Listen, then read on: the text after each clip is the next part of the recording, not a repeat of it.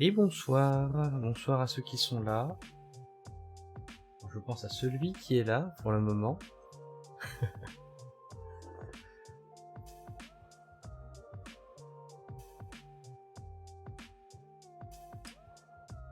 On va attendre que les gens arrivent tranquillement.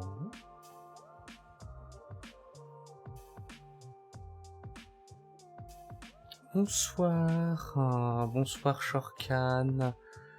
Et bonsoir Cyrorel. Si je me souviens bien, Shorkan c'est la principale intéressée pour les lives de cours de photo. Que je me plante pas sur les noms de pseudo aux personnes à qui je m'adresse. Tout à fait, c'est bien ça. C'est bien ça. Donc nous sommes entre gens de qualité. Dites-moi si la musique est pas trop forte par rapport au son du micro, si vous m'entendez bien, si vous me voyez bien, si tout fonctionne.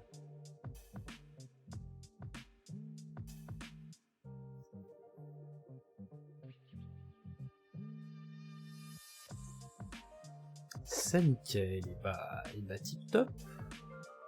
Tip top. Bon, comment ça va ce soir?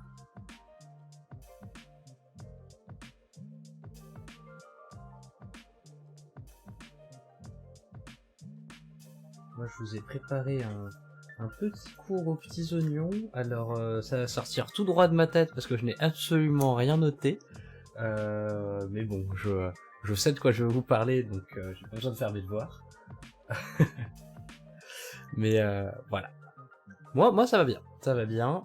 J'étais dans l'attente de ce début de live qui va être le premier de, je l'espère, une longue série qui va vous apprendre des choses. Mais voilà.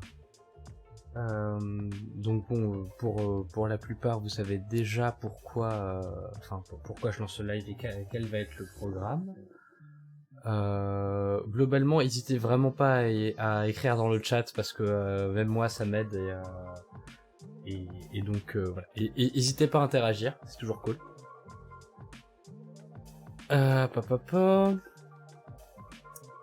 Et quoi d'autre? Voilà, donc globalement, ça faisait longtemps que j'avais pas mal de monde qui me demandait des cours de photo. J'en ai déjà donné à quelques élèves, donc je sais de quoi je parle, hein, rassurez-vous. Et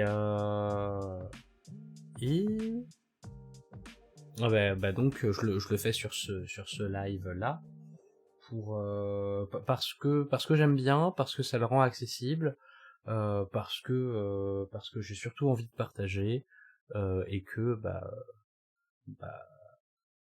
ça me fait plaisir, tout simplement. Voilà. Je vais peut-être attendre encore 5 minutes, le temps que que les gens arrivent. Si c'est beau ce que je dis. Oh là là. Le temps que les gens arrivent, s'il y a quelques retardataires et tout ça. Le projet de cette chaîne-là, c'est vraiment donc de faire un petit cours de photo toutes les semaines. Dans les bacs, j'ai l'idée de créer un petit Discord communautaire où vous pourrez poster vos photos, comme ça on pourra se faire un live avec des petits retours, une analyse des photos, de voir comment la photo a été prise, pourquoi l'avoir prise comme ça, comment elle aurait pu être prise mieux, quelle est l'intention, tout ça.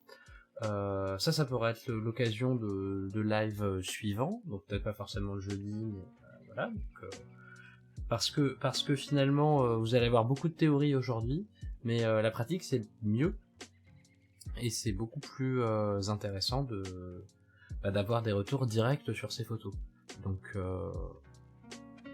j'essaierai de mettre ça en place, et peut-être qu'un jour, si j'arrive à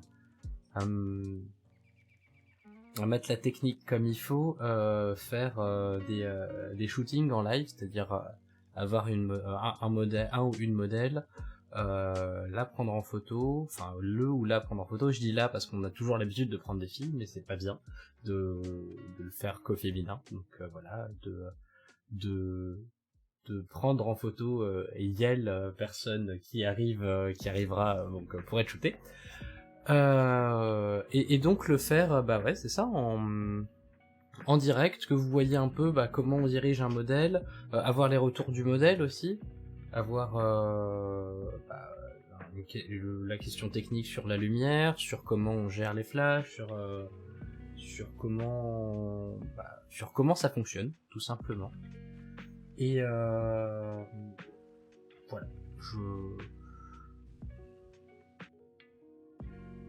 ouais, il y a toute la famille qui suit le live, nos pressions, très bien. Bonjour la famille de Sir Aurel, bonjour tout le monde,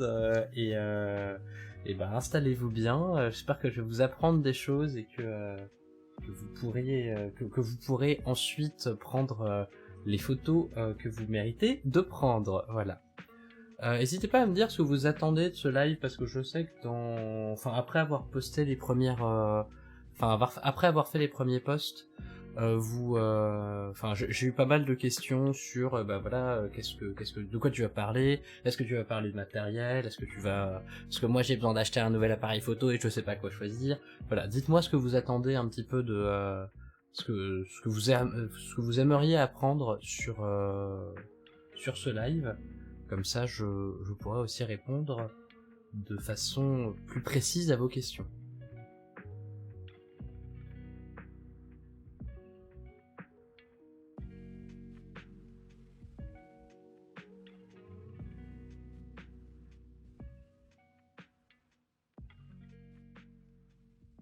Tu aimerais dominer le monde juste avec de la photo. Eh bien, je te conseille d'étudier le travail de Leni Riefenstahl. Ça y est, on atteint très très vite le point Godwin, mais domination du monde et photographie, Leni Riefenstahl. Hein. Le plan de ce qu'elle photographiait n'a pas marché, mais voilà, je te laisse te renseigner sur cette personne, qui est une photographe d'ailleurs, une photographe qui a marqué l'histoire. Qui travaillait avec un certain Goebbels.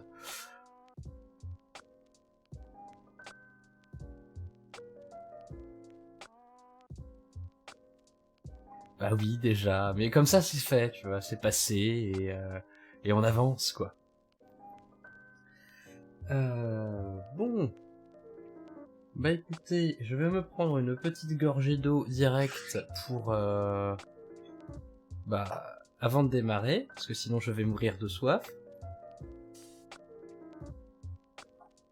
Et on va s'y mettre. Alors, déjà, première chose, pour comprendre comment on... Oh, merde. Je me suis explosé le genou. Sur mon bureau, tout va bien. La magie du direct. Alors, pour comprendre comment ça fonctionne un appareil photo, il faut déjà voir de quoi c'est composé. Donc vous avez sur les boîtes appareils photo classiques réflexe, l'objectif. Oui, bonsoir à tous ceux qui arrivent sur le stream, n'hésitez pas à dire bonjour, hein, je vois qu'on est une dizaine déjà, donc n'hésitez pas à dire bonjour. Donc vous avez l'objectif, qui est la partie prisme et lentille et tout ça qui va capter la lumière, enfin une des parties qui capte la lumière, vous avez le boîtier et le viseur.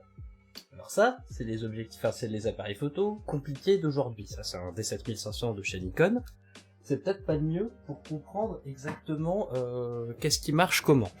En vrai, les mieux pour comprendre...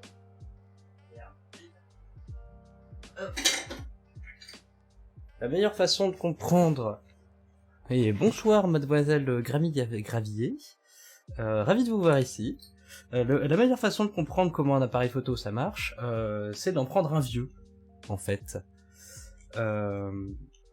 Parce que ça se démonte et parce qu'on peut voir dedans. Alors celui-là, c'est le vieil appareil photo de mon oncle, qui est absolument mort, donc il a dû passer à peu près une vingtaine d'années dans une cave, et dans une cave humide. Donc autant vous dire qu'il l'a pas très bien vécu, mais ça nous permettra de comprendre. Alors ça, c'est le boîtier. Le boîtier, il a un miroir qui est ici. Alors sur celui-là, le miroir est bloqué, mais normalement vous pouvez baisser ici. Alors, forcément, je prends pas le bon matériel. Donc dans le boîtier, en fait, tout fonctionne de la même manière, hein, même aujourd'hui.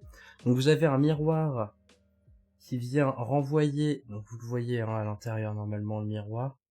Je sais pas s'il va réussir à faire la mise au point. Donc voilà, le miroir est là, qui va qui va capter la lumière qui vient de l'optique pour le faire remonter à l'intérieur du prisme qui est là, pour que vous puissiez voir dans le viseur exactement ce que l'objectif voit. Ça, c'est les appareils réflexes. Au tout début, on avait un petit boîtier avec juste un petit viseur à côté. Donc avec ce type de boîtier là, vous voyez pas directement ce que voit l'objectif. Mais c'est suffisant pour savoir à peu près ce que vous allez prendre en photo. Pourquoi je dis ça? Je dis ça parce que c'est... Pourquoi je dis ça? Je me perds tout seul. Foutez-vous de ma gueule, allez-y, vous avez le droit. Non, en gros, je dis ça parce que derrière le miroir, donc là, ça tombe bien qu'il soit relevé et qu'il soit cassé, parce que derrière le miroir, vous avez ce qu'on appelle un rideau. Alors, je sais pas si là, il s'ouvre aussi, mais en gros, c'est un petit volet qui cache la pellicule. Donc, vous avez l'objectif, vous avez l'objectif, derrière vous avez un rideau, enfin vous avez le miroir qui est comme ça, derrière le miroir vous avez un rideau, et derrière le rideau vous avez une pellicule. Vous aviez une pellicule, aujourd'hui vous avez un capteur. Je pourrais vous le montrer, le capteur, avec celui qui est en train de me filmer moi, mais il est en train de me filmer moi, donc je ne peux pas le faire.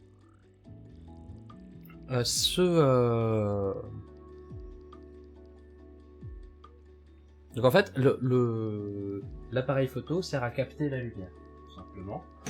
La pellicule, c'est ce qui va recevoir la lumière, c'est ce qu'on met à l'arrière du boîtier. Et j'en ai un autre qui s'ouvre facilement. Non, c'est pas celui-là qui s'ouvre facilement.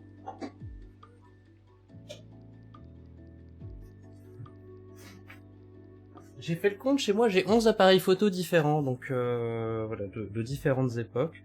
Donc là je vous prends des vieux appareils photo russes des années 70, parce que je trouve ça rigolo. Donc là, voilà, à l'arrière, normalement c'est ici qu'on met la pellicule, et le volet est à l'intérieur de... Sur celui-là, il est juste derrière l'objectif, il est à ce niveau-là, parce que le viseur est à côté. Donc la pellicule capte la lumière, et donc va l'imprimer, et c'est comme ça qu'on fait une photo. La lumière passe par l'objectif. Monsieur se la raconte, bah écoute, j'ai une collection, c'est comme ça. C'est pas une collection très chère, mais c'est une collection quand même. Donc le plus important donc c'est d'amener la lumière à cette pellicule qui est derrière. T'en as combien qui fonctionnent? 1, 2, 3, 4, 5, 6, 7, il y en a 3 qui fonctionnent pas sur les... Et bonsoir Ikasuki One. Content de t'avoir retrouvé ton mot de passe, c'est vrai que c'est... Je me suis fait piquer le front par je sais pas quoi, ça me gratte, c'est terrible. Donc si vous me voyez le gratter le front, c'est pour ça. C'est l'été, il y a les moustiques qui reviennent. Donc j'en étais... La pellicule doit capter la lumière. L'appareil sert à contrôler la quantité de lumière qui arrive sur la pellicule ou sur le capteur numérique aujourd'hui. Pour contrôler cette quantité de lumière, et c'est là que ça devient technique, et c'est là où les réglages que vous voyez sur votre appareil photo, autre que auto, voilà, parce que quand vous achetez un appareil photo, en général, vous faites ça. Vous le foutez sur ce réglage-là, là, mise au point. Mise au point. Aziz, mise au point. Non, il veut pas. Ouais, non, il fait la mise au point sur ma tête. Ah, voilà. Donc vous le mettez sur le mode automatique, qui est là, voilà, vous le mettez sur le mode automatique. Sauf que ce que nous on veut, c'est le mettre en mode manuel et comprendre chacun des réglages qui apparaissent. Notamment le 1/250 qu'on pourra voir là, le 1/250, le f de 8 et ISO 100. Qu'est-ce que ça veut dire que tout ça? C'est ça que je vais vous expliquer ce soir. Donc en fait, ce 1/250 et ce f de 8 que vous voyez écrit, c'est ça qui contrôle l'arrivée de la quantité de lumière qui va arriver. Donc je vous parlais du rideau tout à l'heure. Le rideau, c'est un truc où quand on appuie sur le déclencheur, quand ça fait clic-clic, le rideau va faire hop, hop, et donc il laisse passer la lumière pendant un certain temps. C'est pour ça qu'on a une fraction, ça le laisse passer littéralement une fraction de seconde, puisque un 250e, par exemple, quand on se met sur le 250, en appareil, c'est un 250e de seconde. C'est pour ça qu'on a marqué un 250e dessus, 1/250. Et on peut évidemment faire passer la lumière plus longtemps, en laissant ouvert le rideau plus longtemps, et donc plus il y a de lumière qui rentre, plus la photo sera lumineuse. Vous me dites si je suis pas clair, je vais peut-être un peu vite, je sais pas si je perds des gens en route. Donc vous hésitez pas à me le dire, je suis là pour être clair et pour que vous compreniez un maximum. Ça va se clarifier au fur et à mesure, c'est des notions qui sont pas évidentes, mais il faut juste se dire que c'est un clapet qui laisse passer la lumière et puis qui laisse plus passer la lumière.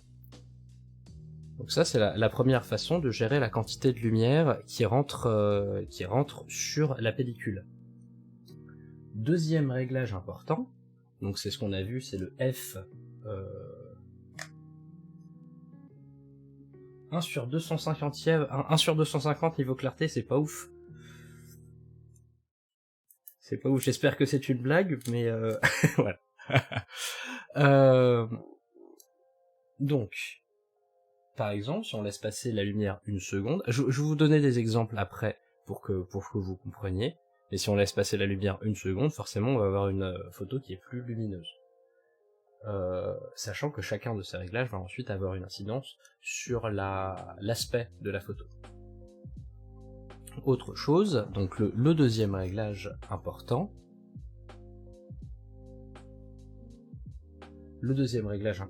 c'est le diaphragme. Donc à l'intérieur de l'objectif, vous avez toutes les optiques pour faire la mise au point, donc qui vont s'avancer légèrement plus ou moins à l'intérieur du boîtier, et toutes les lentilles. Mais vous avez aussi une iris, comme dans votre œil. Quand il y a beaucoup de lumière et que vous sortez au soleil, votre iris se ferme, et inversement, quand vous êtes dans le noir, vous avez les pupilles dilatées pour capter plus de lumière. Et de la même manière, un appareil photo, ça a une iris, sauf que c'est nous qui décidons de si elle doit capter beaucoup de lumière ou pas. Donc j'ai l'objectif qu'il me faut pour vous montrer ce que c'est qu'une iris. Là, vous devez le voir plutôt pas mal, faut pas que je me mette... Voilà. Donc là, l'iris est ouverte au maximum. Je vais me mettre bien face à l'objectif. Voilà. L'iris. Donc le diaphragme est ouvert au maximum. Et là, il est fermé au maximum. Voilà. Ça, c'est le petit F dont on parle.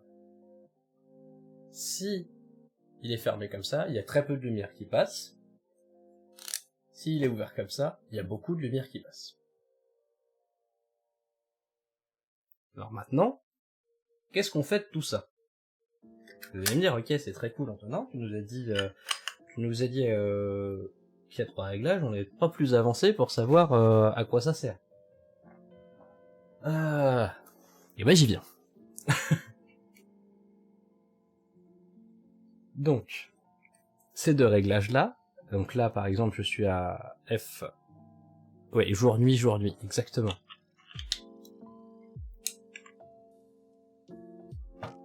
En fait, vos réglages...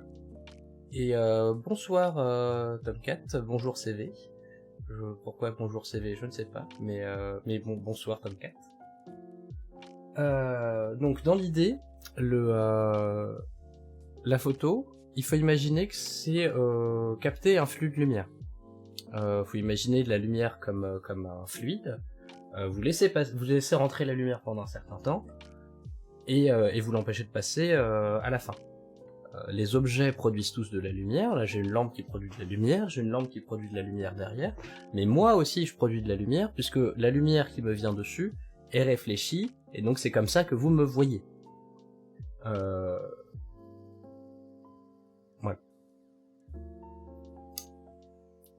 Encore une fois, je ne sais toujours pas si je suis clair sur ces points-là, qui sont assez techniques.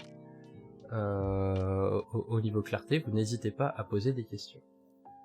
La lumière, donc on va arrêter le flux de lumière pour la figer dans le temps, et c'est ça qui donne une photographie, c'est pour ça qu'on...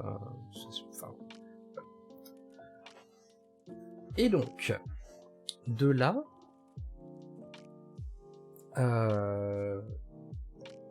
on va...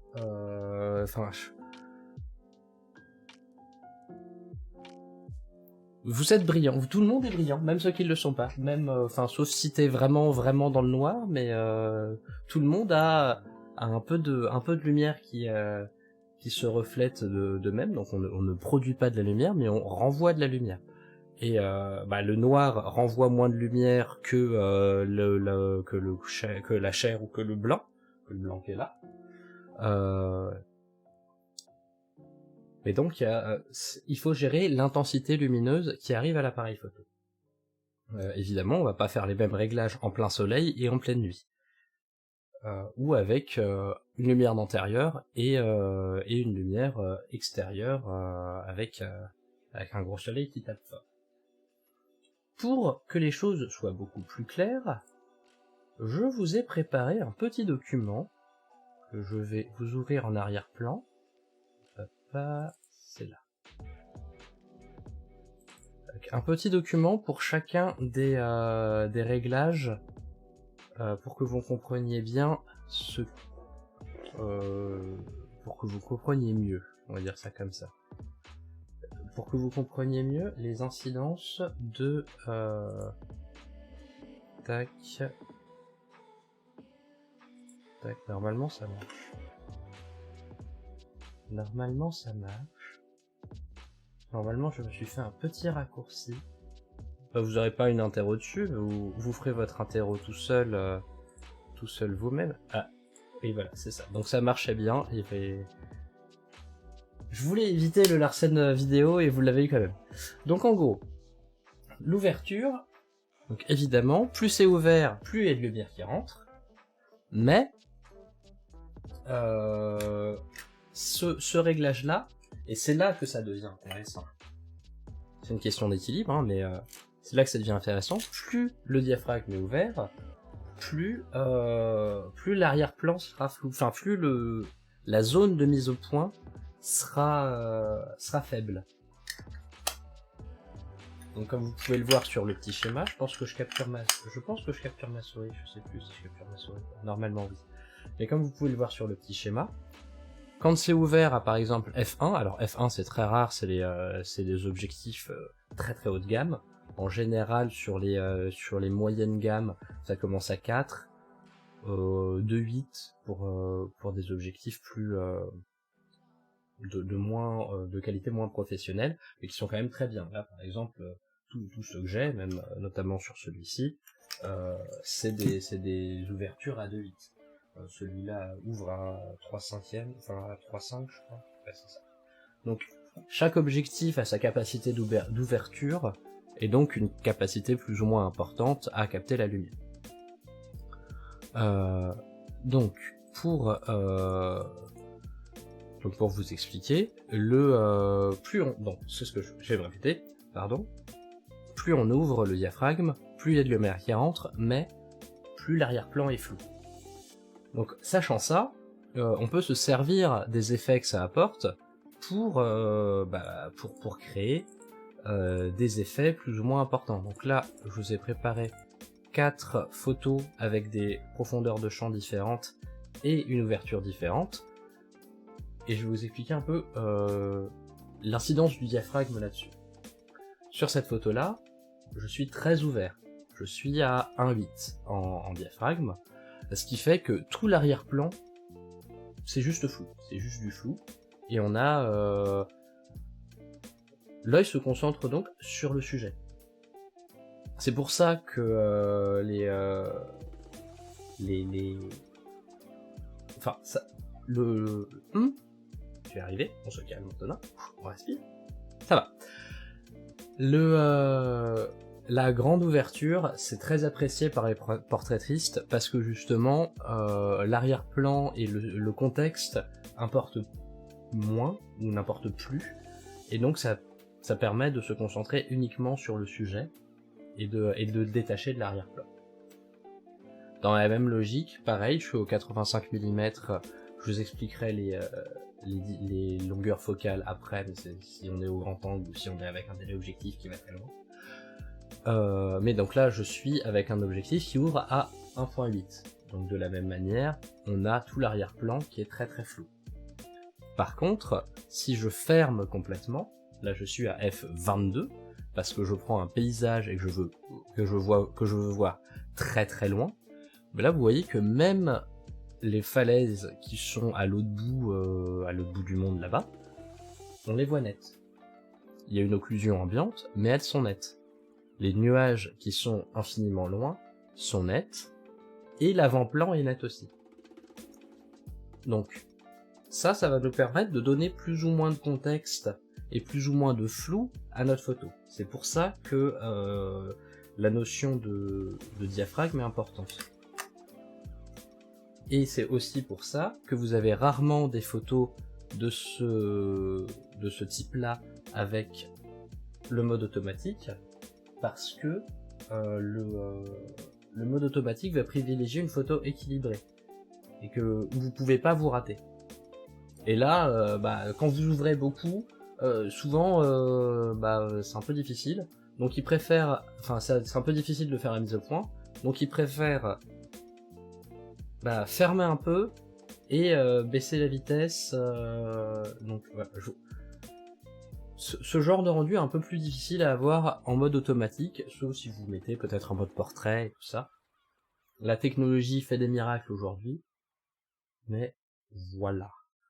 Même logique, là on veut tout le contexte, donc de l'arrière-plan et de l'avant-plan, mais on peut faire un entre-deux aussi. C'est-à-dire que là, je suis pas à F1.8 pour n'avoir que elle et ne plus rien voir, je suis à F4, donc quand je dis F4, c'est relativement ouvert, mais pas trop. Hop là, je vais remettre ma tête pour vous remontrer ça. Est-ce qu'il y a ma tête qui est revenue? Ouais, c'est tac. Si je me mets par exemple à F4 avec ce boîtier-là, vous voyez, enfin avec cet objectif-là, vous voyez normalement que l'iris est un peu fermé. Eh, bonsoir Bérénice. Oui, c'est toi. Je t'avais pas prévenu, mais oui, c'est toi. Donc voilà. Là, on est à 1.8, donc c'est les premières photos que je vous ai montrées, très ouvertes, avec pas de flou du tout. Là, je suis à F22, donc là, tout est net. Et à F4, bah, c'est un peu un entre-deux, où on veut à la fois du contexte, mais un peu de flou. C'est-à-dire que là, ce que je cherchais à faire, c'était mettre en avant Bérénice, enfin, mettre le sujet en valeur, tout en gardant le contexte parisien, la tour Eiffel et tout ça, qu'on comprenne ce que c'est sans le voir très clairement. Donc voilà pour l'importance du diaphragme. Le diaph, ça sert à ça sert à gérer la quantité de flou qu'on va mettre dans son image. Donc on va revenir sur ça. Est-ce que jusque là c'est clair, ou est-ce qu'il faut que je revienne un petit peu sur le réglage F, sur le réglage du diaphragme?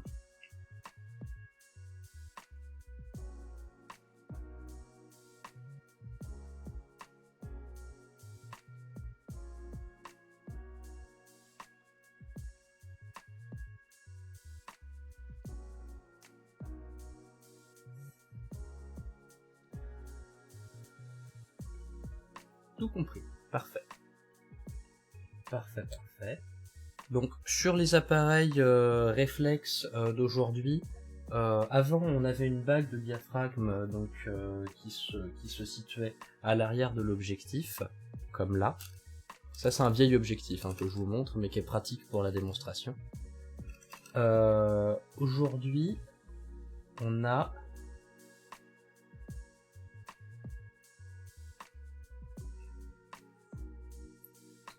aujourd'hui, on a plus le réglage sur une molette. Donc là, moi, c'est sur la molette de devant, sur ce niveau-là. Tac. Où à ce niveau-là, je décide de vers la gauche j'ouvre et vers la droite je ferme. Voilà.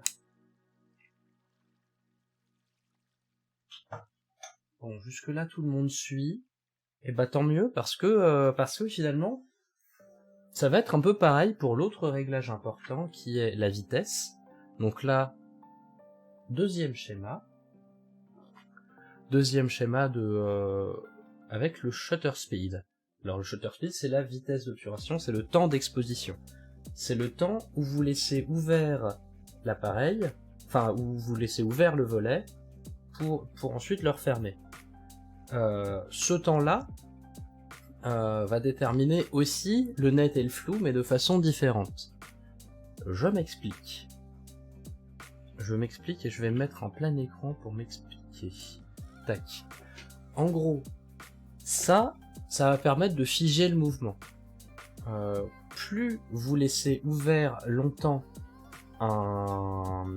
le volet, plus un objet qui se déplace va avoir le temps de projeter sa lumière sur l'objectif. Ce qui fait que, par exemple, si je laisse ouvert mon truc une seconde et que pendant cette seconde-là, j'ai un objet lumineux qui fait viou, et l'objet lumineux va envoyer de la lumière à ce moment-là, mais aussi pardon, je suis en miroir avec la caméra, donc un peu de mal.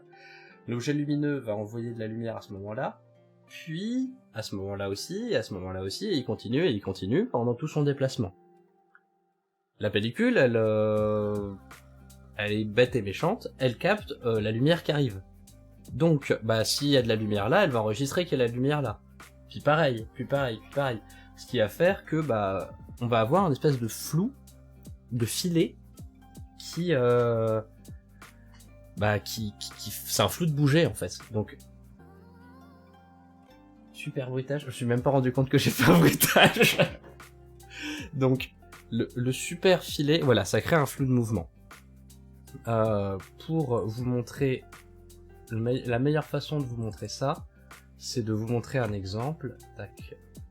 Ceci est fait en ayant une ouverture assez importante, assez longue. Donc en gros, alors je vais vous le mettre peut-être sans ma tête, comme ça vous pouvez voir mieux la photo. Là j'étais, donc pour prendre cette photo là, je suis sur un trépied, parce qu'évidemment, bah, si vous laissez le diaphragme, enfin le volet ouvert très longtemps, et que vous bougez l'appareil, bah c'est toute la photo qui est floue. Par contre, s'il est bien fixé, tout ce qui ne bouge pas sera net, et tout ce qui bouge sera flou. Donc là, c'était exactement l'idée. Donc ça, voyage en Irlande. Je me pose avec un trépied donc dans Temple Bar. Les gens passent. Et donc ça crée cette espèce de flou de mouvement qui permet de recréer l'ambiance générale du lieu. Ça donne un côté un peu onirique, un peu éthéré. De la même manière, toujours en Irlande, là, bah, tout le décor, toute la partie minérale, on va dire, et tous les arbres, eux, ne bougent pas, parce qu'il n'y avait pas de vent. Par contre, le cours d'eau, lui, c'est une rivière, donc on a toute cette petite bulle là qui se déplace. Sauf qu'à chaque fois, ce point-là, bah, c'est une bulle qui bouge, ou une ride sur l'eau. Ce qui fait que ça donne encore cet effet de flou, de filet. Donc, la vitesse d'obturation va vous permettre de donner un rendu de mouvement différent, selon de si vous voulez figer le mouvement, si vous allez très très vite, et que, enfin, si le volet va très vite, qui reste ouvert 1 millième de seconde, puisque maintenant les boîtiers montent jusqu'à un 8 millième de seconde, donc ça fait un titi. Bah, il y a juste le moment T qui va arriver. Je vais essayer de vous retrouver une photo dans mes... Alors, je vais vous mettre ma tête que vous voyez pas tous mes fichiers. Mais, je vais essayer de retrouver ça. Où est-ce que j'aurais pu mettre ça? Là. C'est là, je pense. Ouais, voilà. Par exemple, donc, je vous remonte la photo. Tac.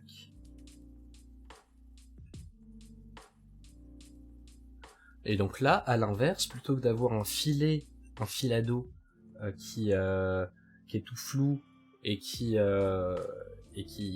arrête le mouvement, enfin qui montre le mouvement, là, au contraire, j'arrête le mouvement, je prends la goutte d'eau en pleine action, on va dire. Et donc si je regarde les propriétés et le détail de ma photo, voilà, je suis au 6400e de seconde. C'est très très peu. Tac. Donc là, vous avez déjà les deux réglages les plus importants. Un qui va figer le mouvement, l'autre qui va donner un rendu de flou de mouvement.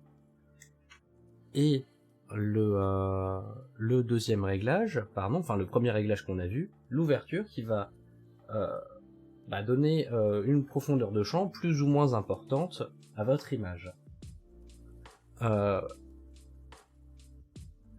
Le tout, c'est d'équilibrer le tout, parce que comme je vous l'ai dit, plus on ferme le diaphragme, moins il y a de lumière qui rentre. Et inverse. Et de la même manière, plus le volet reste ouvert longtemps, plus il y a de lumière qui rentre. Donc, si vous voulez faire une photo avec le diaphragme très très fermé et la vitesse très très haute, à votre avis, comment vous faites? Vous êtes un peu dans la merde là. Ça veut dire que vous avez extrêmement peu de lumière qui rentre. Donc si vous avez suivi un petit peu, vous avez vu qu'il y a peut-être un troisième réglage qui va vous servir pour ça. Je vous laisse je vous laisse me répondre. J'aime bien jouer un peu avec le chat quand même.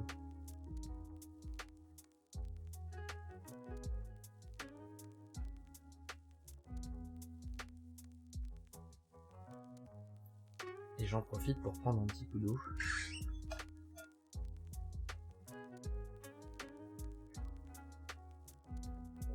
J'adore l'eau. Dans un 30 ans, il n'y en aura plus.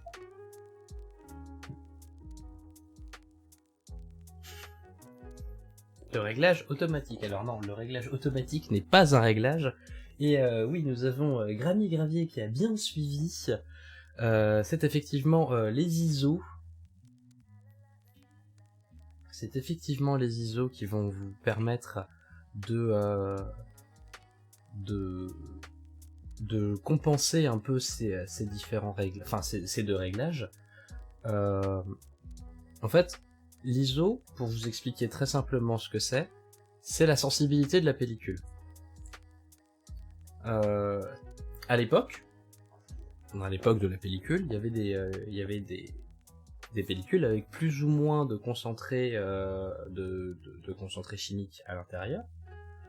Je vous enlève ma tête pour que vous ayez toujours que vous ayez l'image en grand. Et donc, celle avec le moins de concentré était moins réactive à la lumière, et donc pouvait rester exposée plus longtemps, sans devenir trop lumineuse.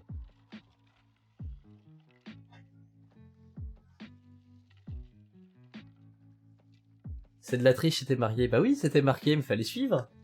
Voilà. Il y en a une qui a le sens de l'observation, c'est important. Alors, donc ISO 50, c'est juste que le capteur ou la pellicule va être moins sensible à la lumière. Plus le chiffre augmente, plus elle est sensible à la lumière, et donc plus la luminosité globale de l'image augmente. Par contre, ce qu'il montre sur cette photo-là, plus on monte les ISO, plus il y a un risque de dégradation de l'image, de dégradation de la qualité de l'image. Ça va faire, si vous montez beaucoup trop haut en ISO, ça va faire de la bouillie de pixels, tout simplement. Donc en général, on essaie de maintenir les ISO le plus bas possible, et ensuite d'augmenter ça en dernier, en fonction des réglages qu'on a avant. Sauf que l'appareil photo en automatique, il fait l'inverse. Il se dit, ouais, j'ai de la marge de manœuvre, donc je vais monter les ISO, parce que voilà, donc on se retrouve avec des photos qui sont certes nettes, mais avec une qualité dégradée, parce que l'appareil a décidé de se dire, bon on va faire en sorte d'être au 250e pour être sûr d'être à peu près net, d'être à f4 pour être sûr de pas trop pomper pour la mise au point. Et donc le dernier truc qui reste à faire, si vous êtes en soirée dans un endroit un peu sombre, il va monter les ISO à mort. Donc moi, quand je shootais en auto, il y a pas si longtemps que ça, j'avais souvent des photos qui montaient à 12 000, 12 500 ISO, et tu fais, c'est bizarre, mes photos elles sont cool, mais il y a du grain quoi, il y a du bruit. Et en fait, le bruit, ce qu'on appelle le bruit, c'est souvent, on va voir sur les zones sombres de l'image, un espèce de mouchetage blanc. Et ça, c'est ce qu'on appelle le bruit. Voilà. Donc, oui, Steam, merci de dire à tout le monde que Wizard of Legend est en solde. Donc, l'idée, un photographe, il va faire que ça. Il va jongler entre ces trois réglages. Et c'est à peu près tout ce que vous avez besoin de savoir pour commencer à vous amuser. Je je vais vous remontrer ma tête, déjà. Mais à votre avis,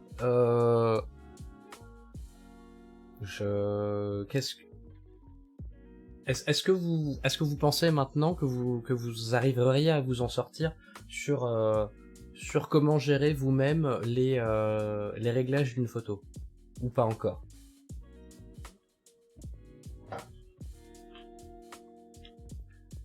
Parce que si pas encore, j'ai un petit jeu à vous proposer.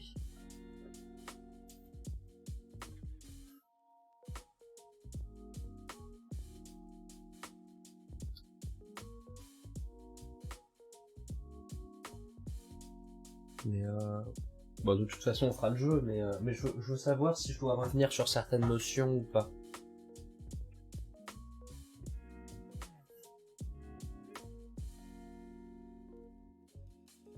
Après avoir cogité pendant quelques minutes et avec les fiches... Oui, forcément, avec les fiches, oui. Bah, à l'époque, il y a un moment de ça, les appareils photo étaient vendus avec la petite fiche collée derrière. Les appareils photo plus, pas pour les professionnels, mais les appareils photo pour tout le monde, pour le grand public, étaient vendus avec une petite fiche récapitulative de, bah, pour telle situation, il vaut mieux utiliser tel réglage.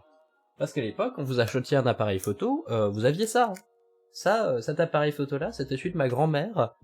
Véridique, j'ai encore la facture la facture de l'époque. Je crois que je l'ai juste là en plus. Petite anecdote et après on passe au jeu. Mais ma grand-mère, qui gardait absolument tout, a aussi gardé la facture d'achat de cet appareil photo-là. Regardez-moi si c'est pas un objet de collection, ça.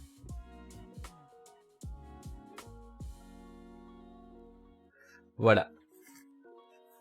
Donc, Fnac de Châtelet, le 30 mai 1975.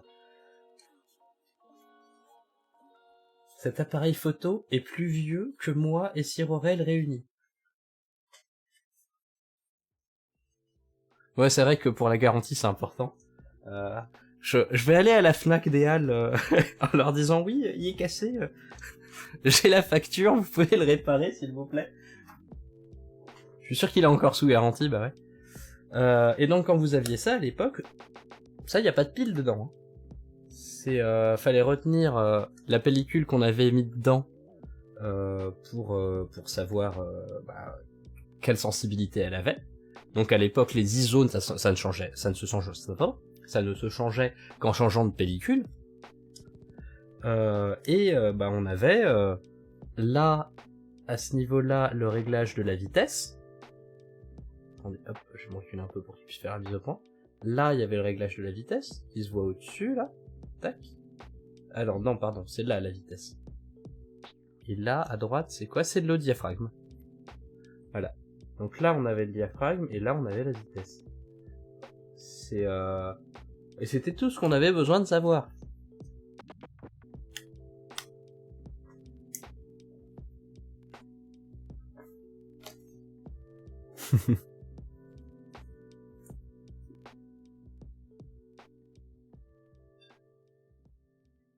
Donc, le petit jeu, c'est...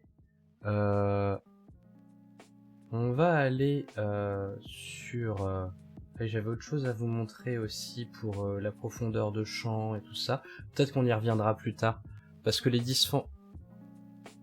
Oui, il faudra revoir les maths. Oui, on n'est pas loin de ça, ouais. La réponse 2. Donc, je vais vous ressortir les photos que j'avais prises tout à l'heure.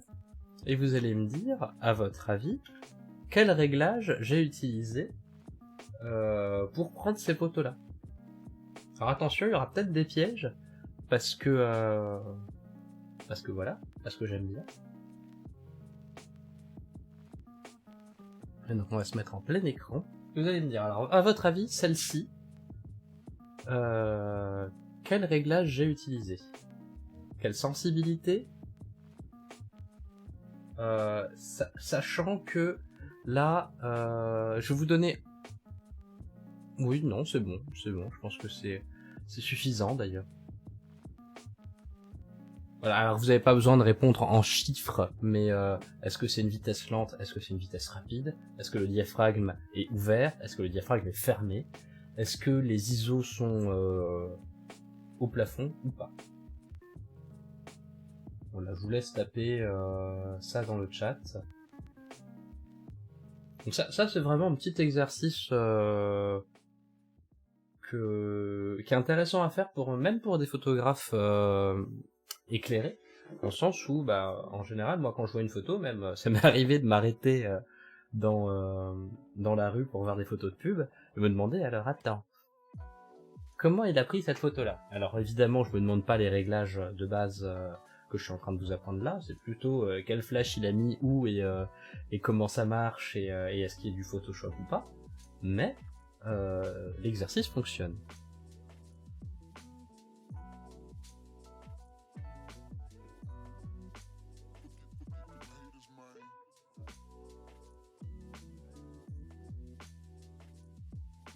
Alors, c'est marrant parce que du coup tout le monde a une réponse différente, c'est trop bien. Alors, avec l'effet de filet, vous pouviez deviner que c'était vitesse lente, sachant qu'en plus c'est la photo que j'avais utilisée pour le... pour... Est-ce que je peux afficher les propriétés? Oui, là, voilà. Donc, la capture, donc j'étais à 5 secondes d'ouverture, ce qui est assez important. ISO 100, donc ISO très bas, c'est ce que je vous disais, hein, c'est on augmente les ISO que si on a vraiment besoin.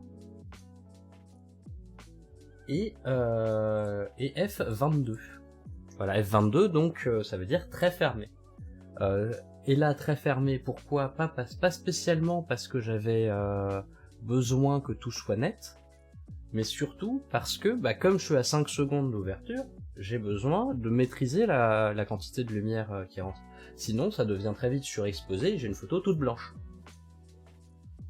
Parce que oui, quand vous laissez rentrer trop de lumière, et bah ça crame tout. Quand la pellicule... Oui, plus la pellicule est exposée à la lumière, plus elle devient blanche. Donc, bah, si elle est exposée trop longtemps, c'est juste un carré blanc. Inversement, si elle n'est pas assez exposée à la lumière, c'est un carré noir. Ce qu'on appelle être surexposé ou être sous-exposé. Ça, je pense que vous vous en doutiez. Je sais pas si vous avez eu le temps de voir. Donc là, on va pas prendre celle-là parce que du coup c'est la même logique. Je vais le faire au hasard. Voilà, celle-là. À votre avis.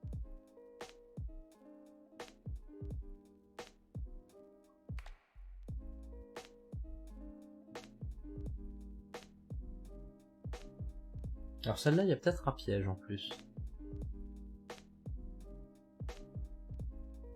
Irlande, est-ce que c'est l'Irlande, celle-là? Non, c'est l'Écosse, mais c'est pas loin.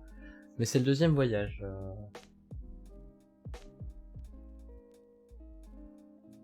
Après, peut-être que tu disais l'Irlande pour la photo d'avant, avec le Temple Bar. Dans ce cas-là, oui, c'était l'Irlande.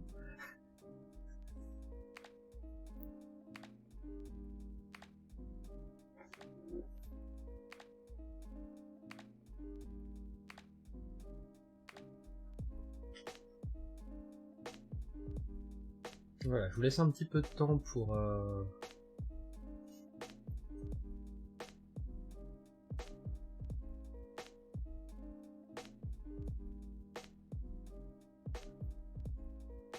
Alors... J'ai déjà 2 réponses...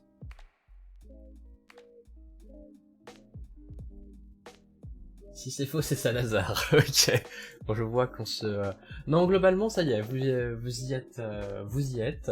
Effectivement, on est sur une vitesse haute, diaphragme moyen, et ISO bas. ISO bas, alors j'étais à 400 parce qu'en fait, il y avait beaucoup de variations de lumière ce jour-là. Vous voyez qu'il y avait des gros nuages.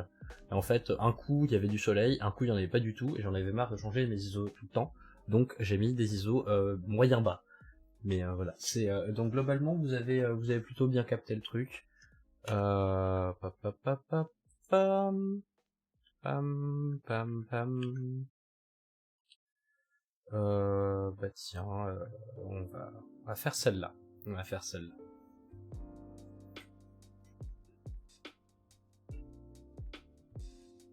Voilà. Ce sera la troisième. Après, je pense que je vais passer une petite phase de questions-réponses. Et alors,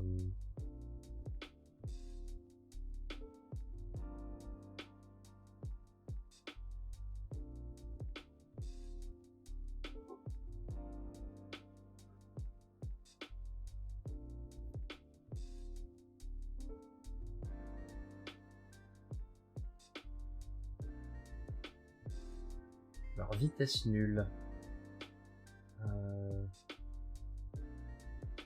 Alors, Ikatsuki, quand on parle de vitesse, c'est la vitesse à laquelle le diaphragme s'ouvre et se referme. C'est pas la vitesse... Donc vitesse nulle, si tu me dis vitesse nulle, le diaphragme il s'ouvre et il se referme pas. Donc vitesse basse, quand on dit vitesse basse, du coup c'est vitesse lente, donc c'est 1 seconde, 1/10 de seconde, etc. Je tiens à préciser ça parce que effectivement c'est des choses qui sont pas des notions qui sont pas forcément évidentes à comprendre. Voilà, donc vitesse rapide.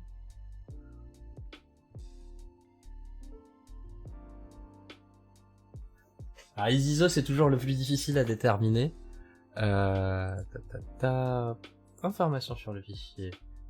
Donc oui voilà.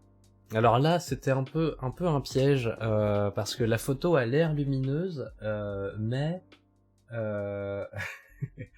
mais en fait, on était dans un bar pas éclairé du tout.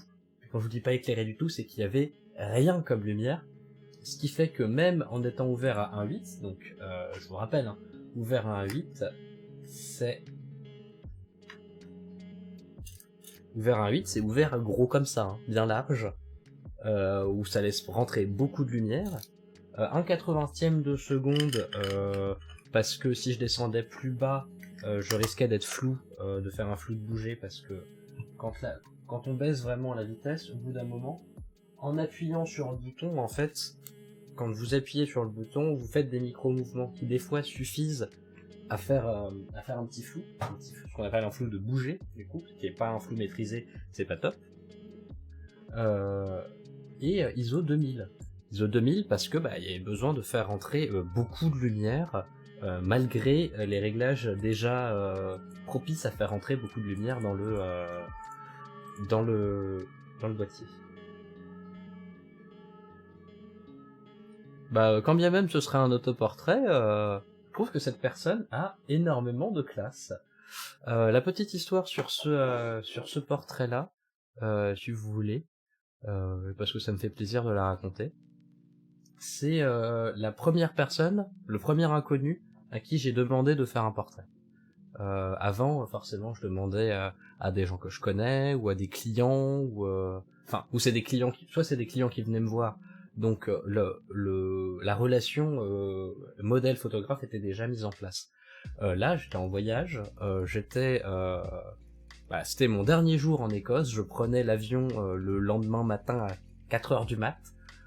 Je devais me lever à 4h du mat' pour prendre l'avion à 6h, bref. Et je vois cette personne en train d'attendre, et je me dis, mais putain, il a un look de fou. Forcément, je me dis, ouais, j'aimerais bien prendre sa photo, quoi. Et j'aime pas du tout prendre les photos un peu en traître de personnes que je connais pas, parce que ça peut très vite dégénérer comme situation. Et donc, forcément, j'ai beaucoup hésité avant d'aller demander à cette personne de prendre son portrait. Et puis, finalement, Gary a accepté de bon cœur. Il était ravi. Il était vraiment ravi que je prenne sa photo. Et il était, voilà quoi, un monsieur assez exceptionnel. On a fini par prendre un verre ensemble et tout ça. Et bon, voilà la petite leçon de ça, c'est n'hésitez jamais à prendre la photo à demander à quelqu'un de le prendre en photo. Tout ce que vous risquez, c'est que la personne vous dise non, et puis c'est tout, quoi. Les gens sont rarement agressifs. Ça peut arriver de se faire jeter un peu méchamment, mais ça, cette photo-là, ça a vraiment été un moment déclencheur dans l'envie de photographier des gens que je connais pas.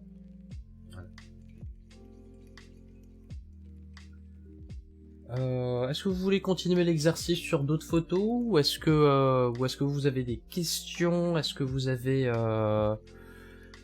envie de parler d'autre chose? Est-ce que vous avez des questions spécifiques sur les appareils photo, par exemple, sur le matériel, sur le pourquoi du comment, tout ça?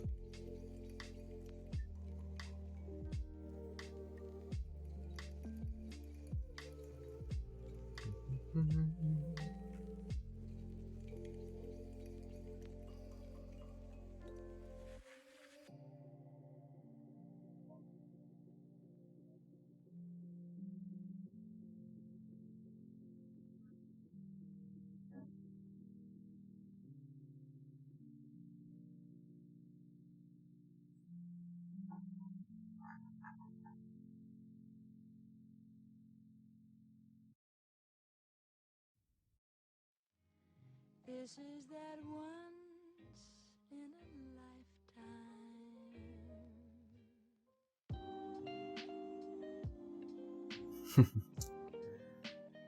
Comment ça s'allume? Bah ça dépend. Ça dépend, mais il y a un bouton avec marqué on-off. Hop là! Vous voulez en faire une autre? Ça c'est plus sur la retouche. Hésite pas, même pour la suite, sans souci.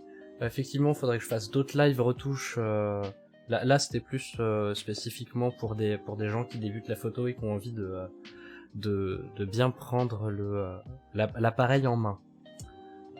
Écoutez, hop, je vais essayer de retrouver une photo alors plutôt récente. Ça.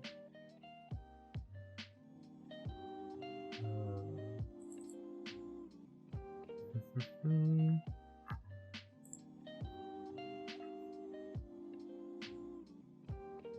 vais peut-être partir dans les voyages parce que c'est plutôt là où c'est intéressant. Parce qu'on rencontre des situations un peu différentes à chaque fois. Tiens. Celle-ci, elle est pas mal à vous montrer. C'est pas ma meilleure photo, mais...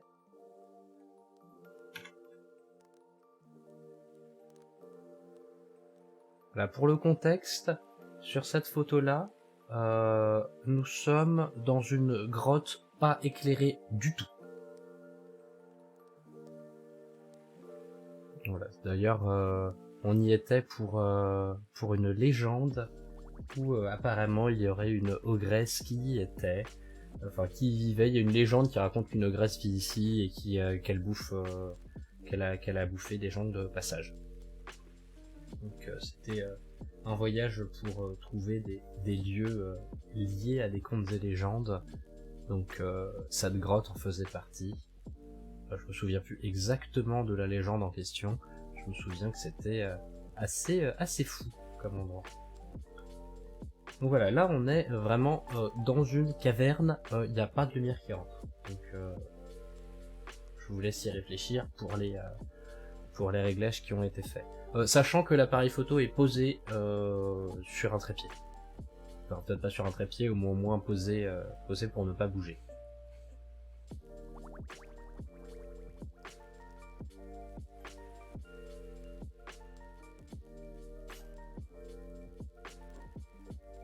Ouais, voilà, c'est ça.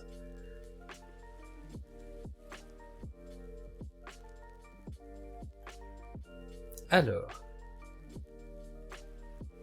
Tac, tac, tac. On va afficher les infos. Alors, voilà. C'est là où était le piège, c'est que, effectivement, le diaphragme est ouvert. Alors là, il est ouvert à 4 parce que c'était un objectif qui ne peut ouvrir qu'à 4, il est ouvert au maximum. 15 secondes de temps d'exposition, d'où le fait qu'il y ait un petit peu de flou de mouvement et tout ça, qu'en fait Là, il y a 2 personnes qui se déplacent avec des lampes torches, qui me font une traînée de lumière comme ça, et qui me permettent d'éclairer un peu tout l'espace. Mais ISO 200, parce que du coup, l'exposition est vraiment longue. Donc voilà, c'est exactement ce que je vous disais, c'est vraiment une question d'équilibre, quoi. Là, on n'a pas besoin de monter les ISO de trop, parce que le temps d'exposition est déjà suffisamment long.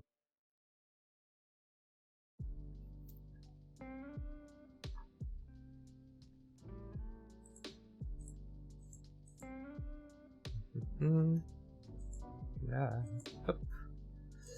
Je vais reprendre une photo au hasard. Ouais, le petit piège fourbe, évidemment. Bah oui, sinon c'est pas drôle. Tiens, celle-ci c'est intéressant aussi, parce que je pense que, pareil, il y a un petit piège.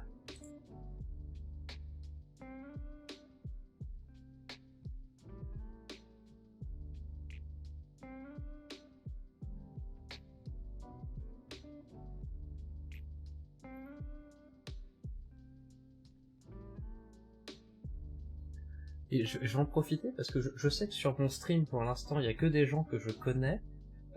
Lyra, qui es-tu? Parce que je ne sais pas qui tu es.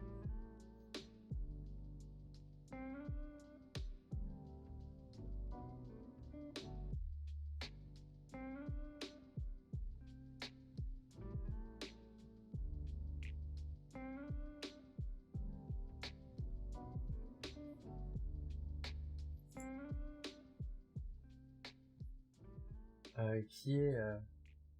Ah, une amie de Sam le Pirate. Donc en fait, il n'y a pas que des gens que je connais sur mon stream, c'est fou. Eh ben bienvenue sur le stream. C'est une première pour moi, hein, donc j'espère que je suis à la hauteur des attentes.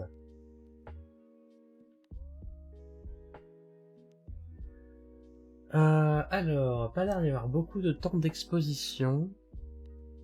Bah, alors, je vous avoue que moi-même, je suis pas certain de la chose. Oui, les ISO, vous êtes à la limite pas obligé de me les dire parce qu'en vrai, c'est de visu comme ça, c'est un peu impossible à définir. Je pense que la vitesse est relativement lente. Je dois être au 125e, peut-être 80e de seconde. À 15e, vous voyez. Voilà, c'est bien ce que je me disais. En fait, pour avoir ce filet sur la cascade, on est obligé d'avoir une vitesse basse. Une vitesse basse, et donc vitesse basse, comme on est en plein jour, il y a beaucoup de lumière qui rentre, donc on ferme le diaphragme. Donc diaphragme fermé, vitesse lente, et ISO bas, très bas. Très bas parce que pas besoin du coup. Voilà, je me souvenais bien que celle-là elle était un peu technique à faire, et que j'avais même demandé à Jonathan qui est juste là, de ne pas bouger, et même en lui demandant de ne pas bouger avec sa respiration, il est quand même légèrement flou. Vous voyez, en fait, ça permet d'avoir ce flou sur la cascade. Qu'aurait été beaucoup plus... Enfin, les gouttelettes d'eau auraient été figées dans l'air si la vitesse avait été rapide. Voilà.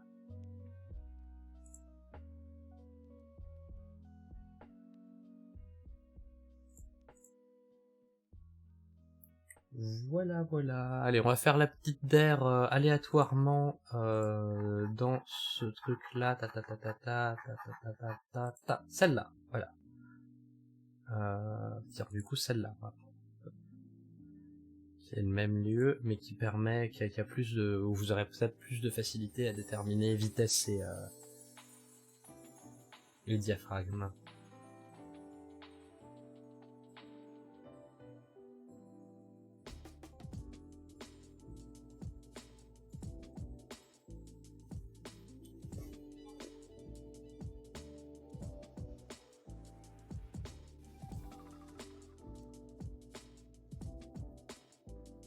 Oui, c'est ça, Sir Aurel, tu as tout à fait raison. on évite toujours de monter les ISO, parce que monter les ISO, c'est un peu la dernière mesure, quoi.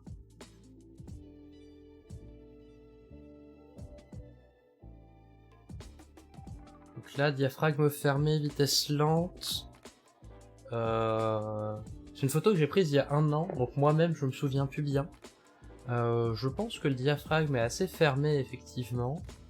Et la vitesse plutôt moyenne. Ouais, voilà, vitesse moyen-lente. Et donc on va vérifier tout ça. Ça se trouve, je vais me planter moi-même, hein, mais oui, voilà, c'est ça. Donc diaphragme fermé, F11, et vitesse moyen-lente, 160e de seconde.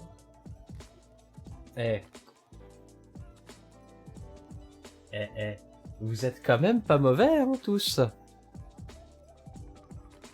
Alors, 125e de, enfin 160e de seconde, ça reste relativement rapide. C'est pas hyper élevé, c'est pas du 500e de seconde pour figer un mouvement d'un colibri en plein vol, mais c'est le...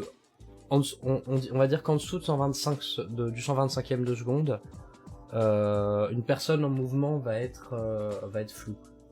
Genre, à partir du centième de seconde, on est un... Quelqu'un qui marche, par exemple, va être flou. Enfin, mais légèrement flou. 125e de seconde, c'est suffisant pour prendre quelqu'un en photo qui vous regarde et qui bouge légèrement, mais qui est pas en train de bouger dans tous les sens.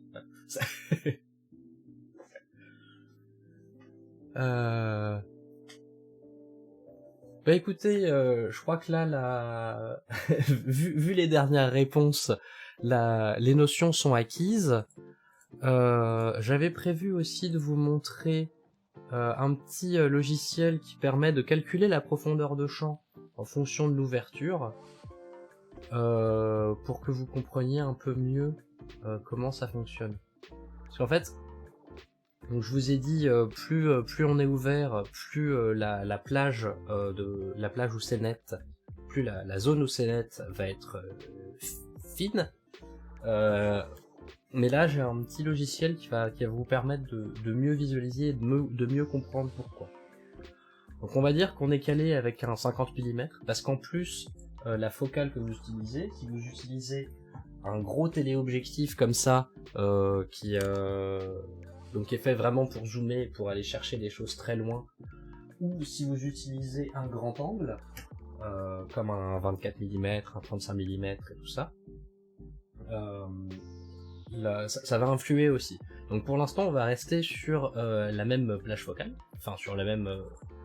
disons qu'on a le même objectif, toujours le même. Que notre modèle est à 5 mètres, et bah... si on ouvre par exemple là, on va dire qu'on a un objectif hyper professionnel, on va se rapprocher, comme ça on est vraiment sur du portrait. Voilà. Donc là, à 1.4, vous voyez que l'arrière-plan est très flou, et plus vous fermez, moins l'arrière-plan est net. Enfin, moins l'arrière-plan est flou, pardon. Mais même à 8, il reste flou, parce qu'il est loin. Donc vous voyez, il y a quand même une zone de netteté, plus ou moins, qui s'élargit en fonction du diaphragme auquel vous vous mettez.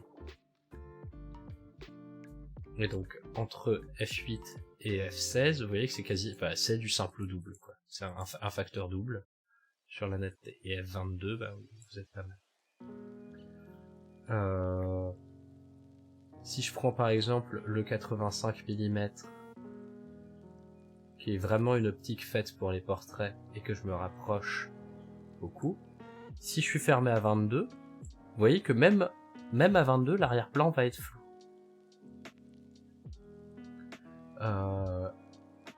Parce que, en fait, plus on a une focale longue, plus c'est difficile pour l'appareil de faire une mise au point sur une plage large, enfin une zone profonde.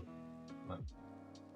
Là-dessus, il faudrait que je fasse vraiment du détail de physique, de comment ça marche une mise au point et tout ça.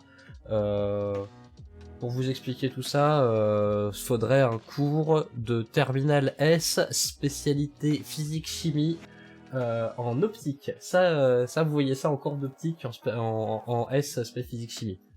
Moi, je l'ai vu, du coup. Mais bon, c'est pas le plus important, quoi.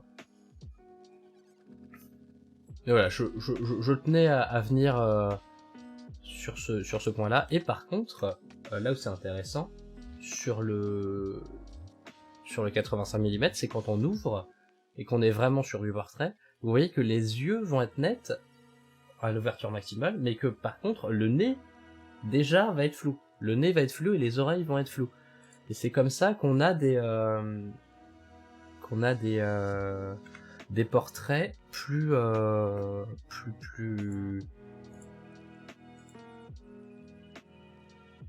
bah, enfin, on va jouer comme ça sur certains portraits. Je vais vous en retrouver un que j'avais fait de cette façon-là. Où là, on vient vraiment jouer avec des... Tac. Tac. Voilà. Alors, vite, plein écran.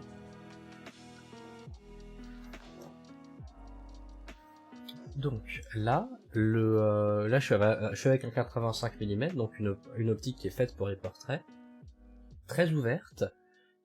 Et comme vous le voyez, plus on est proche, plus la plage de mise au point va être fine, et à un moment, c'est quasi l'épaisseur d'une feuille de papier, quoi. Et donc là, je suis même pas sûr d'être net sur l'œil, d'ailleurs. Mais voilà. On essaye d'être net sur l'œil, mais vous voyez que le bout du nez... Enfin, l'œil droit est net, enfin l'œil gauche est net, pas l'œil droit. C'est...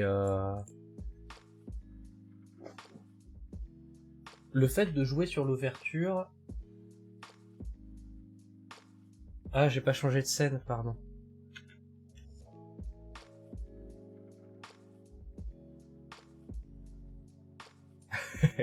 Oui, ça sert à rien que je vous explique un truc si vous avez pas l'image.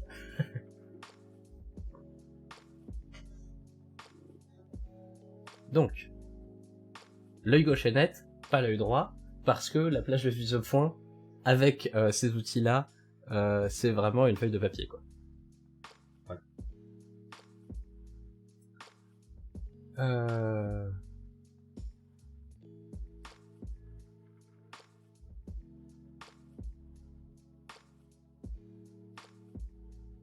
Donc, voilà, je pense qu'on a un peu fait le tour sur tout ça. Je vais vous remettre peut-être la petite charte pour ceux qui veulent faire une capture d'écran peut-être et garder ça en tête. Et puis bah, ceux qui me connaissent, je pourrais aussi vous envoyer le fichier, hein, vous en faites pas. Mais voilà, c'est les 3 réglages importants à connaître et il faut savoir quelles incidences ont ces réglages quand ils sont sur les extrêmes, tout simplement. Petite chose à savoir aussi, en général, les objectifs sont le plus performants à la médiane de leur capacité de diaphragme. Genre là, mon 50 mm, il va être le plus performant à f8. S'il est très très fermé, il va avoir quelques petits bugs d'optique. S'il est très très ouvert, sur les bords, il peut y avoir des petites déformations, des petites pertes de couleurs, ce genre de choses. Et donc voilà.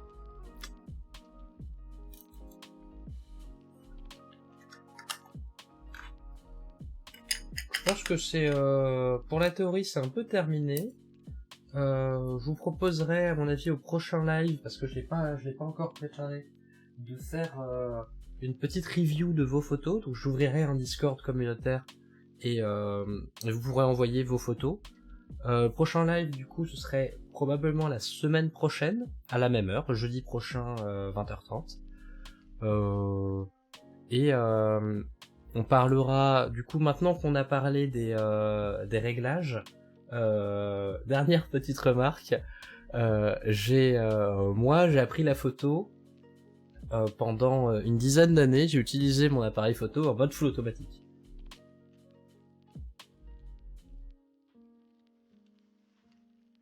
En mode full automatique parce que ce qui m'intéressait c'était pas tant la technique, j'étais pas du tout un geek des appareils photo à l'époque, enfin j'avais 15 ans hein, donc j'avais pas spécialement envie de m'embêter avec ça, et le plus important quand même ça reste pour un photographe, ça reste de shooter au bon moment, de déclencher au bon moment pour trouver je vais remettre ma tête, de shooter au bon moment pour capturer l'instant, et de gérer son cadrage et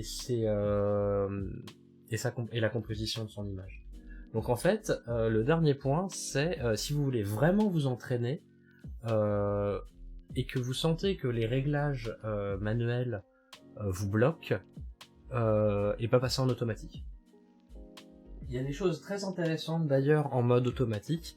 Si par exemple vous en foutez d'avoir une vitesse lente ou rapide, et mettez-vous en mode A, ou en mode aperture pour les Canon, mais en mode A c'est priorité à l'ouverture, donc vous ne réglez que le réglage de l'ouverture.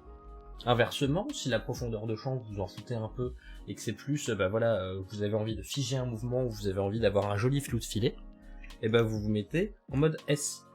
Le mode S, c'est même principe, vous ne réglez que la vitesse, et l'appareil va régler les ISO et le diaphragme à votre place. Donc ça permet ça vous permettra sûrement de jouer avec de jouer d'autres, de jouer avec vos réglages, de mieux comprendre et d'être moins bloqué par la technique. Et parce que finalement, le plus important, ça reste quand même de prendre ces photos et de prendre des belles photos qui vous plaisent. Voilà.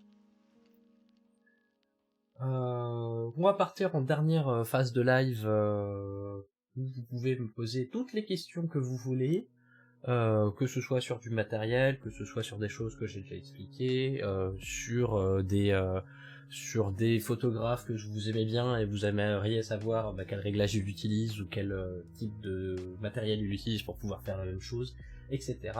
Allez-y, shootez, c'est le bon moment. Je vais répondre à ça pendant peut-être 20-30 minutes, si ça vous va, et puis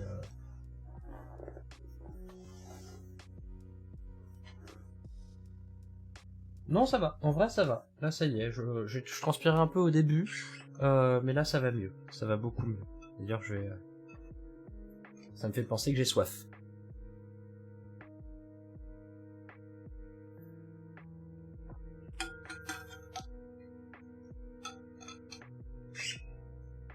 Voilà, Guillaume avait, par exemple, je crois que Guillaume tout à l'heure avait une question sur sur la retouche.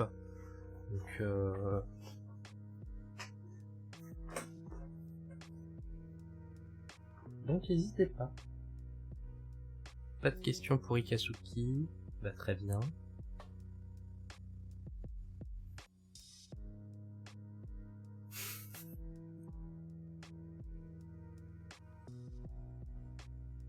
Avec plaisir, hein, Lyra. Je suis content que s'il y a pas de questions, ça veut dire que j'ai bien expliqué. Donc c'est quand même plutôt chouette. Voilà, il faut surtout pas aussi pas hésiter à rater des photos quand on teste les réglages, et pas hésiter à aller dans les extrêmes parce que c'est comme ça qu'on apprend, quoi. Moi, avant d'en réussir une vraie bonne, j'en ai raté 1000, quoi. Et il y a un côté très satisfaisant quand on prend une photo et qu'on sait que c'est la bonne. Qu'on n'a même pas besoin de la regarder parce qu'on sait que nos réglages sont bons et qu'on déclenche et que on sait que c'est la bonne photo, que c'est le bon moment, et que voilà. Où sera disponible le lien Discord? Je le mettrai sûrement soit sur ma page Facebook. Après prochain live, je le mettrai dans le chat. Hein. Et ça pourrait être fait directement pendant le live pour les personnes qui sont présentes. Ce sera même mieux de le faire comme ça. Je pense. Voilà.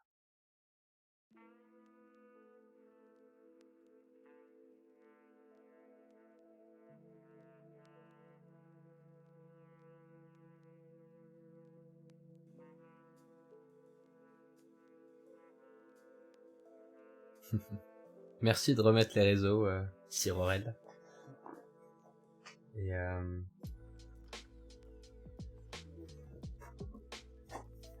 voilà, donc là, finalement, on a fait peut-être la partie la moins intéressante en apprentissage. Le mode macro, ce sont des réglages similaires. Alors le mode macro, petite précision sur le mode macro, sur un appareil photo classique. Je sais plus ce que t'as toi comme appareil photo Shortcam, il me semble que tu m'avais montré. Mais alors, le mode macro, c'est le mode petite fleur, c'est ça, hein, sur les pré-réglages. En gros, ces modes-là vont privilégier certains réglages. C'est-à-dire que si t'es en mode sport, il va dire ok, c'est un truc qui va vite, donc il va pas se mettre en dessous du 250e de seconde pour pouvoir figer le mouvement.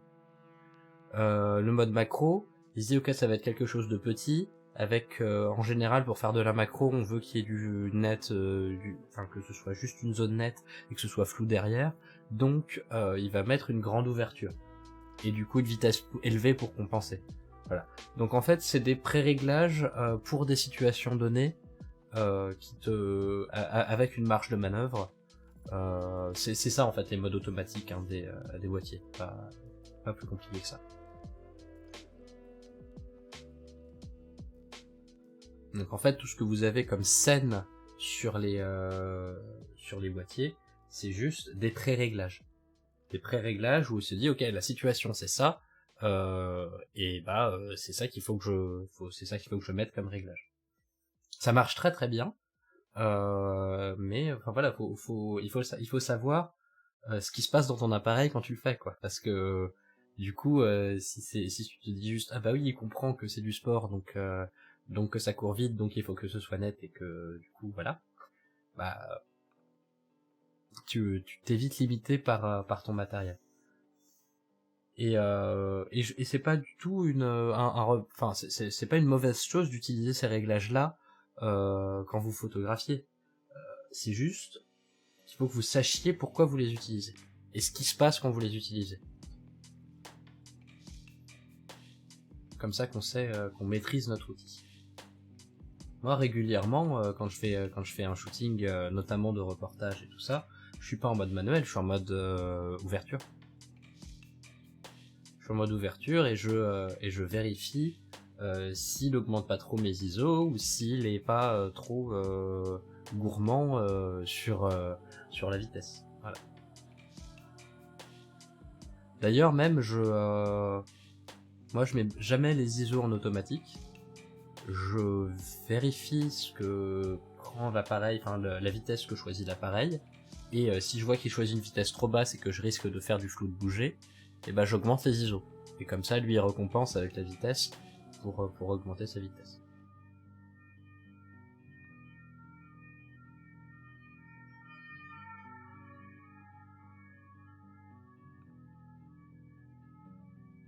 Pas toujours en mode full manuel. Et je suis pas toujours en full manuel. En vrai, le Z6, je le mets en full manuel parce que j'ai une prévisualisation, donc je sais exactement ce que je vais shooter, alors qu'avec un DSLR et un réflexe à miroir, t'as pas la prévisualisation directe, donc je préfère me reposer sur le côté automatique, sur un certain côté automatique. Et le fait de ne pas avoir à réfléchir à la technique me permet de me concentrer sur le moment. Bah notamment la semaine dernière j'ai fait un mariage, c'était exactement ça.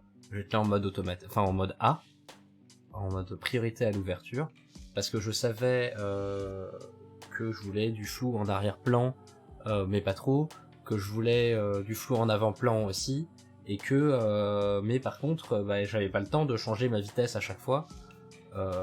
Sachant que bah un coup on est à la mairie, un coup on est à l'extérieur, un coup on est dans un bar, enfin dans un sur un rooftop pour le vin d'honneur. Voilà. Tout ça, t'es obligé de régler, sinon t'es obligé de régler tout le temps. Et si t'es obligé de régler tout le temps, tu rates des moments. Et si tu rates des moments, ton client il est pas content. Et t'as pas envie que ton client il soit pas content.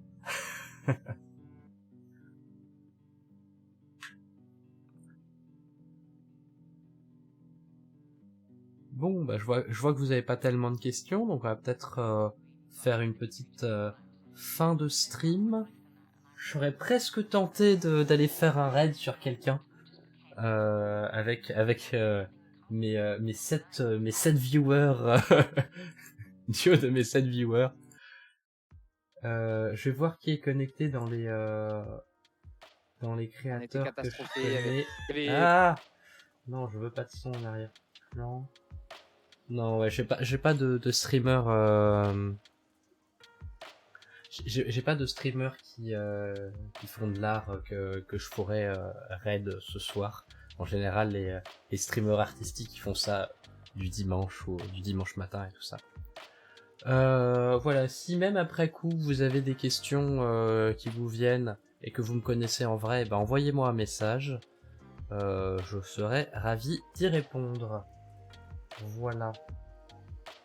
Et mes amis, je pense que c'est la fin de ce live. Je vous remercie d'avoir été présent. Ça me fait très plaisir de partager tout ça avec vous. Et je vous dis à la prochaine. Je vous fais des bisous. Allez, salut.